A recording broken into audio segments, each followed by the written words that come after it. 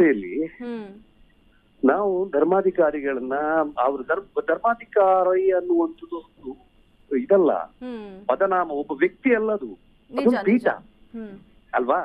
ಅದನ್ನ ಬೀದಿಗೆಳಿವಿ ಆಕ್ಟು ಅಂತೇಳಿ ಅದಕ್ಕೆ ಉಲ್ಲೇಖ ಮಾಡುವಂತದ್ದು ಮಾಡಿದಾಗ ಈ ದೇಶದಲ್ಲಿ ಶಾಂತಿಯೇ ಗೆಲ್ಲೋದಾಗಿದ್ರೆ ಮಿಲಿಟರಿಗಳು ಯಾಕ್ಬೇಕಮ್ಮ?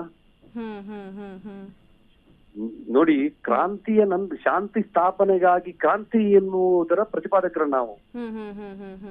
ಈ ಸ್ಕೂಲಲ್ಲಿ ಟೀಚರ್ ಕೈಯಲ್ಲಿ ಬೆತ್ತ ಕೊಡ್ತಿರ್ಲಿಲ್ಲ, ಯಾವ್ದಾದ್ರು ಶಾಂತಿ ಶಾಂತಿ ಅಂತ ಮಂತ್ರ ಹೇಳ್ಕೊಡ್ತಿದ್ರು. ಬೆತ್ತ ಕೊಂಡಿದಾರ ತಾನೆ ನಿಮ್ಗೆಲ್ಲ ಸ್ಕೂಲಲ್ಲಿ ಇರುವಾಗ ಬೆತ್ತ ಹಿಡ್ಕೊಂಡಿದಾರೆ ನಿಮ್ ಟೀಚರ್ಸ್?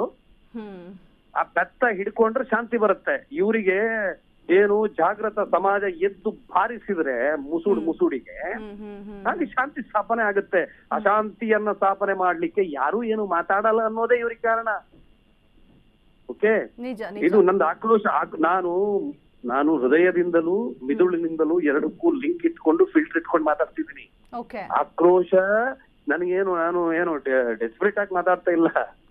ನನಗೆ ಯಾಕೆ ಇದಾಗ್ತಿದೆ, ನಾನು ಒಬ್ಬ ಪತ್ರಕರ್ತ ಆಗಿ ಕೆಲಸ ಮಾಡಿದವ್ರು, ವಿನಾಕಾರಣ ನಿಮ್ಮನ್ನ ನಿಮ್ಮೇಲೆ ಒಂದು ಅತ್ಯಾಚಾರದ ಪ್ರಕರಣ ಹಾಕೋದು, ಅಥವಾ ನೀವು ಒಂದು ಚಿನ್ನ ಕಳ್ತನ ಮಾಡ್ಬಿಟ್ರೆ ನಿಮ್ ಸ್ಟುಡಿಯೋದಲ್ಲಿ ಅಂತ ಹೇಳೋದು, ನಿಮ್ಗೆ ನಾನಲ್ಲ ಅಂತ ಹೇಳಿ ಸಾಬೀತು ಮಾಡಕ್ಕೆ ಎಷ್ಟು ಕಷ್ಟ.